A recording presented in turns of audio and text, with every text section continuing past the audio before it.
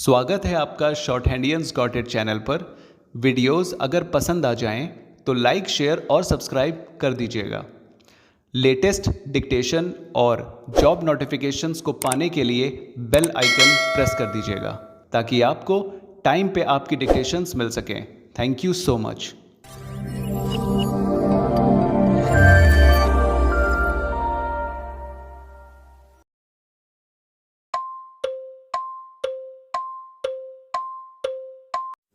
Ready? Start. When they visited Kohima, they were told that the Nagas want a separate home. In other words, they do not want to lose their identities, they want to preserve their culture, they want to preserve their traditions. Similar is the case of Mizoram, Meghalaya, and other tribal areas. In this amendment, there are some features for which this House should not have an iota of doubts. If you just look at the face of the bill, a question would arise that when the entire state is predominantly tribal, why should we have tribal councils that even among the tribals? There are some minorities within tribals who have to be cared.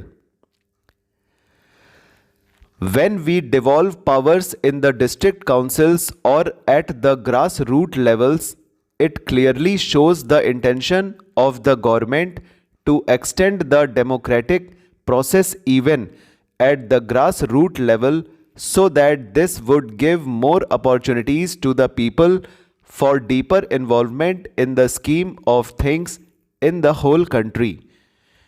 If we all the time look at the tribals as backward and if we do not give opportunity to them to develop, how can they be trained in the art of governance? How can they be trained in running the affairs of their own state? I feel that devolution of more powers to the local self-government, especially in the tribal areas, is a very welcome feature and is in the right direction. I am afraid that while giving more powers to the council, if we do not again give them financial powers, I think this will be like an anti-drama. Without financial powers, how can they manage? Therefore, in the amendment, I think you have rightly given more financial powers for the management of the district councils. Now, a suspicion has arisen if we do not allow the legislators to attend the district council. Does it mean a distrust? I don't think so. Even if the governor has to use his discretion, he has to consult the Council of Ministers. Therefore, the question of misuse of discretionary power by the governor, I think, would not arise. And also, use of discretion is on matters pertaining to the progress of these tribals, and therefore, we should not misconstrue the spirit of the amendment which we are having before us.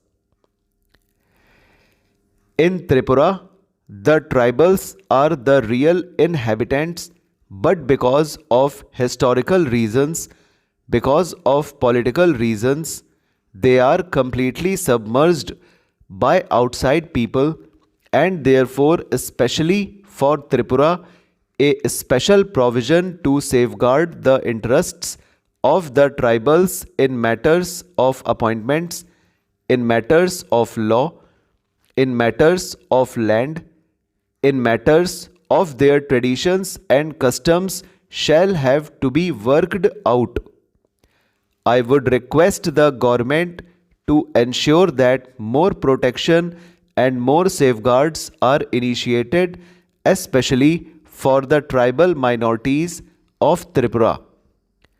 After all, in their own home they are finding themselves in a minority and therefore it is our moral obligation to ensure that safety, their security, and their future. I do not want to dwell much on this.